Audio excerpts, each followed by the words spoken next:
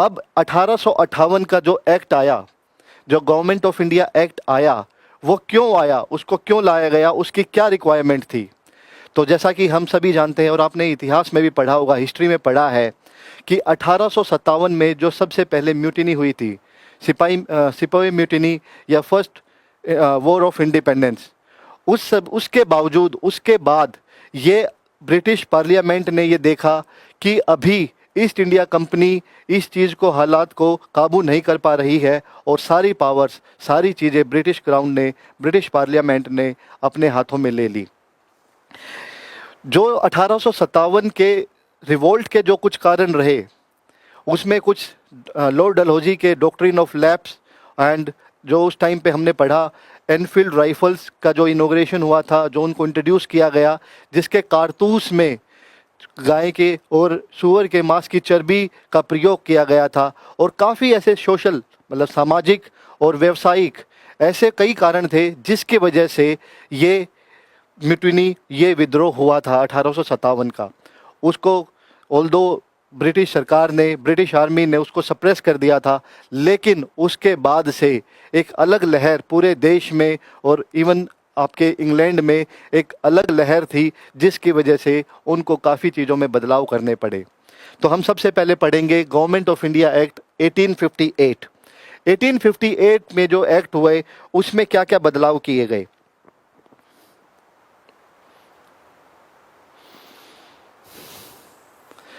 Eighteen 1858 में सबसे पहले जो हमने पहले पढ़ा हुआ है कि उस टाइम पे गवर्नर जनरल होते थे ऑफ इंडिया, उनको बदल के वाइसरॉय कर दिया गया और इस एक्ट को act for the good government of India किया गया। जनरली जो लोग ब्रिटिश पार्लियामेंट में जो वहाँ पे बैठे हुए थे, उन्होंने ये सोचा कि अब इस सरकार को, इस देश के हालातों को, इस देश के एडमिनिस्ट्रेशन को एक सुचारू रूप से, सुचारू ढंग से, सुनियोजित ढंग से चलाएंगे, और उसके लिए उन्होंने वाइसरॉय को अपॉइंट किया। और सबसे पहले लॉर्ड कैनिंग उस समय के सबसे पहले वाइसरॉय बने। उसके बाद जितने भी आपके ईस्ट इंडिया कंपनी के अफेयर्स थे, जितने भी उनकी पावर्स थी, रेवेन्यूज़ थे, टेरिटरीज थी, वो सभी किसके पास चली गई? ब्रिटिश क्राउन के पास। जनरली उस समय पे ये बोला गया कि कोई भी चीज़ होगी उसको बोला जाएगा in the name of her majesty. Generally जो समय पे इंग्लैंड की महारानी थी, उनके क्राउन के या उनके ताजपोशी के बाद या उनके लिए सारी चीज़ें की जाएंगी।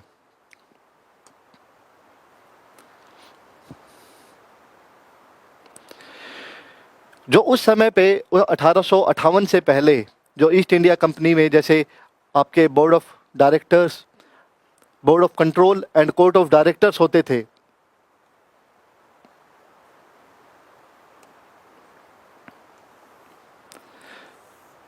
जो आपका कोर्ट ऑफ डायरेक्टर्स जो कमर्शियल एक्टिविटीज़ देखते थे, एंड जो आपके बोर्ड ऑफ कंट्रोल जो आपके पॉलिटिकल एंड आपके एडमिनिस्ट्रेटिव वाली चीज़ें देखते थे, उन चीज़ों को अबोलिश कर दिया गया, ख़त्म कर दिया गया, और सारी चीज़ें हमेशा के लिए ब्रिटिश पार्लियामेंट, ब्रिटिश क्राउन के अंडर आ गई। जैसा मैंने बताया कि वाइसरॉय इंडिया में आपके आ गए थे, जो गवर्नर जनरल ऑफ इंडिया की जगह वाइसरॉय को अपॉइंट किया गया, और इंग्लैंड में एक न्यू ऑफिस क्रिएट किया गया, नई पोजीशन, पोस्ट क्रिएट की गई, वो थी आपकी सेक्रेटरी ऑफ स्टेट।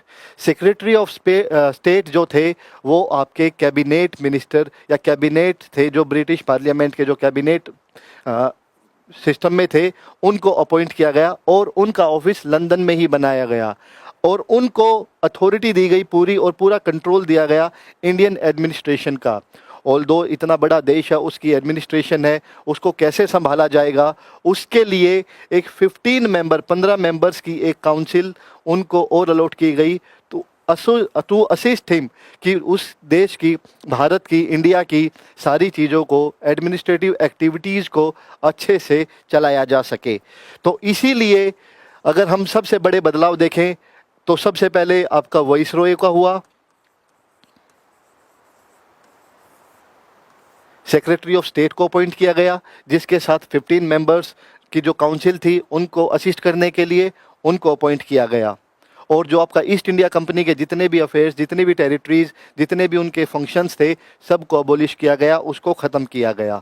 तो सबसे बड़ा बदलाव 1858 के एक्ट में ये किया गया और सारी पावर, सारे चीज़ आपके ब्रिटिश पार्लियामेंट ने अपने अंडर में ले ली। उसके बाद आपका इंडियन काउंसिल एक्ट ऑफ 1861 आता है।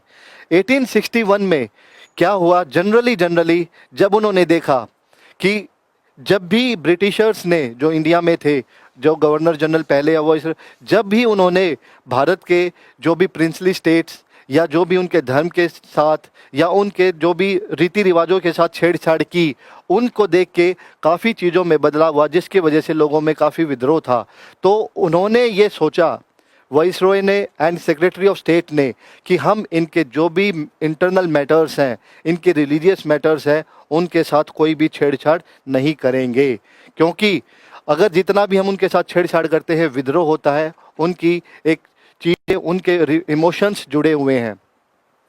तो इन्होंने इसके साथ नॉन ऑफिशियल मेंबर्स को नॉमिनेट करना स्टार्ट किया। इस एक्ट में उन्होंने इंट्रोड्यूस किया कि इंडियंस की जो भी यहाँ के लोग थे, यहाँ के जो प्रोविंसेस वाले लेजिस्लेटिव काउंसिल के थे, उनको कुछ न कुछ ऐसा दिया, उनको अपने सिस्टम में इंक्लूड किया जाए, ताकि उनकी भी कुछ न कुछ रिप्रेजेंटेशन रहे, कुछ तौर तरीके वो बता पाएँ। तो इस समय में 1861 के एक्ट में उनकी रिप्रेजेंटेटिव की गई by associating Indians with law making process, जो भी उनका होता था। और लॉर्ड कैनिंग जो वाइसरॉय थे, उन्होंने नॉमिनेट किया 3 इंडियंस को जो लेजिस्लेटिव काउंसिल में। जनरली वाइसरॉय के एंड गवर्नर के 2 काउंसिल होते थे, एक लेजिस्लेटिव और एक एग्जीक्यूटिव। तो अभी तक लेजिस्लेटिव काउंसिल में नॉन ऑफिशियल मेंबर्स की नॉमिनेशन हुई, और सबसे पहले जो ये रहे थे वो थे आपके Raja of Banaras, Maharaja of Patiala and sir Dinkar Rao. इन 3 आदमियों को, इन 3 हस्तियों को पहली बार लेजिस्लेटिव काउंसिल में नॉमिनेट किया गया as a non official member.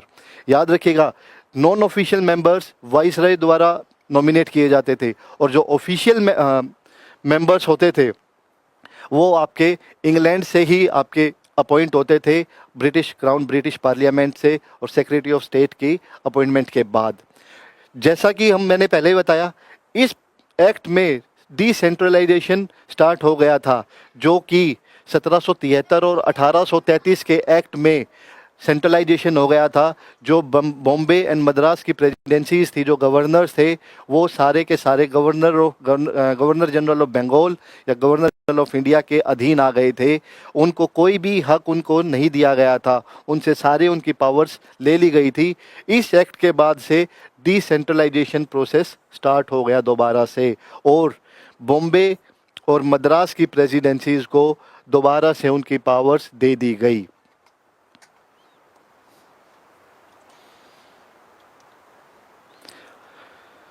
इसके साथ साथ जो एक चीज़ और उन्होंने की इस एक्ट में, उन्होंने न्यू लेजिस्लेटिव काउंसिल्स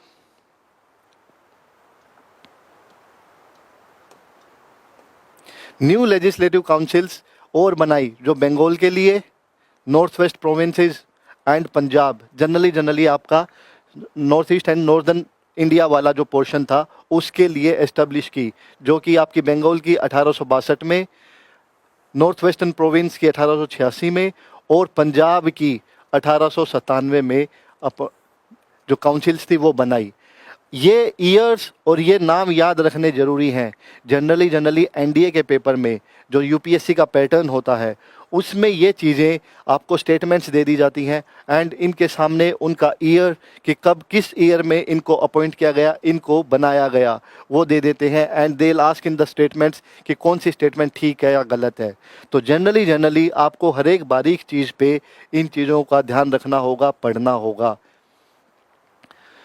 इन्होंने, जैसे कि आज के समय में आप देखते हैं, जैसे कैबिनेट मिनिस्टर्स होते हैं, आपका एक पोर्टफोलियो होता है कि प्राइम मिनिस्टर हैं, उसके बाद आपके हेल्थ मिनिस्टर हैं, रोड मिनिस्टर हैं, आपके एजुकेशन मिनिस्टर हैं, होम मिनिस्टर हैं। तो उस समय में उन्होंने भी एक रिकग्निशन दी पोर्टफोलियो सिस्टम को, इंट्रोड्यूस्ड बाय लॉर्ड कैनिंग। ये जनरली 1859 में लॉर्ड कैनिंग ने ये दिया था, ये आपको बताने के लिए कि जनरली कि हम पोर्टफोलियो हर इंडिविजुअल को, किसी एक इंसान को किसी एक फील्ड के लिए अपॉइंट कर सकते हैं, उसको जिम्मेदारी दे सकते हैं। और 1859 में इसको जब उन्होंने रिकॉग्निशन दी, उसके बारे में इसके बताया, जब ये प्रस्ताव रखा तो 1861 के एक्ट में इसको रिकॉग्निशन मिल गई। पोर्टफोलियो सिस्टम जनरली यहाँ से स्टार्ट हो गया। वाइस रॉय को इस बार एक ऑर्डिनेंस पावर भी दी गई, वो और जो सेक्रेटरी ऑफ स्टेट जो आपके लंदन में बैठे हुए थे, ये जिस भी टॉपिक पे चाहे या किसी भी चीज़ सिचुएशन को देख के उसको इमरजेंसी घोषित कर सकते थे। और उस केस में वाइस रॉय को एक पावर थी कि वो कोई भी रूल बना सकते हैं, कोई भी लॉ बना सकते हैं इन केस ऑफ इमरजेंसी, लेकिन उसकी जो वैलिडिटी रहेगी, वैधता रहेगी, वो सिर्फ 6 महीने की होगी। जैसा कि हम आज के समय में देखते हैं अपने कॉन्स्टिट्यूशन में, जनरली प्रेसिडेंट कोई भी चीज़ ऐसे करते इमरजेंसी में 6 महीने के लिए कर सकते हैं। तो उस समय पे भी ये जो चीज़ें इमरजेंसी की आपकी ऑर्डिनेंस आई, ये कहीं ना कहीं संविधान में वहाँ से ली गई है।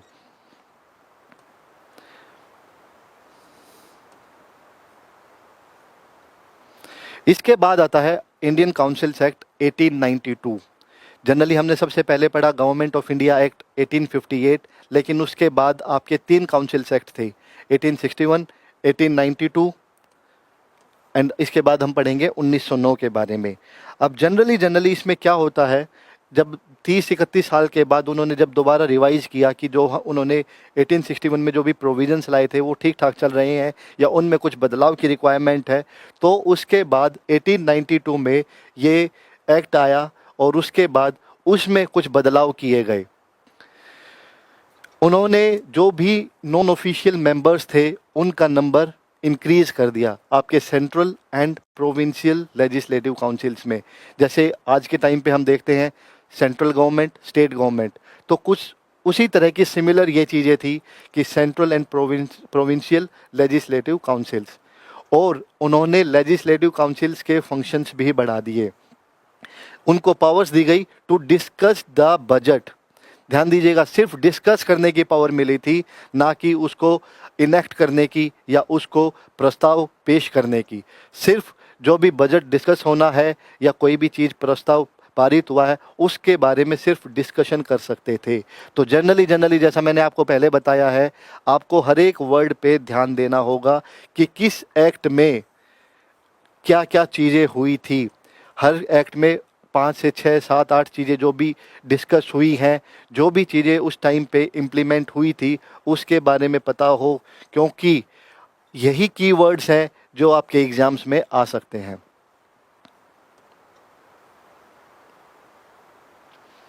It provided for the nomination, indirect elections of some non-official members। अब जनरली जो हमने बताया कि कुछ नंबर्स इंक्रीज करने के प्रस्ताव पेश किया गया था, उसके बाद इस एक्ट में जो सेंट्रल लेजिस्लेटिव काउंसिल है, जो वाइसरॉय के द्वारा नॉमिनेशन की जाएगी, उसमें recommendation of the provincial legislative councils and the Bengal chamber of commerce, इनकी रिकमेंडेशंस जनरली क्या होता था, नहीं तो वाइसरॉय के जो अपने करीबी या फ्रेंड्स होते थे उनको वो नॉमिनेट कर लेते थे। लेकिन उसके बाद ये हुआ कि काफ़ी सेक्शंस ऐसे थे जिन्होंने ये बोला कि हमारी कोई रिप्रेजेंटेशन नहीं है या हमारा कुछ भी इसमें हक नहीं है कहने का या बोलने का। तो उसके बाद ये वाइसरॉय कोई भी चीज़ अगर किसी को नॉमिनेट करता है, उस समय पे करते थे, तो वहाँ पे ये प्रस्ताव पास किया गया 1892 के एक्ट में कि उनको रिकमेंडेशन लेनी पड़ेगी, किससे, काउंसिल से and Bengal chamber of commerce. ये ध्यान दीजिएगा, central legislative council by the viceroy, ये इंपॉर्टेंट पॉइंट है, क्योंकि उसके बाद जो दूसरा था प्रोविंशियल लेजिस्लेटिव काउंसिल, वो आपके गवर्नर्स द्वारा अपॉइंट नॉमिनेट होते थे। और ये किसकी रिकमेंडेशन पे होना था, जो आपके डिस्ट्रिक्ट बोर्ड हैं, ज़मींदार्स हैं, चैम्बर्स हैं, म्यूनिसिपैलिटीज़ हैं, यूनिवर्सिटीज़, जितने भी आप व्यापारी वर्ग था, जनरली एजुकेशन वाला डिपार्टमेंट था, उनसे डिस्कशन करके उनकी रिकमेंडेशन पे प्रोविंशियल लेजिस्लेटिव काउंसिल गवर्नर द्वारा नॉमिनेट होने हैं और इनकी रिकमेंडेशंस के बाद होने थे।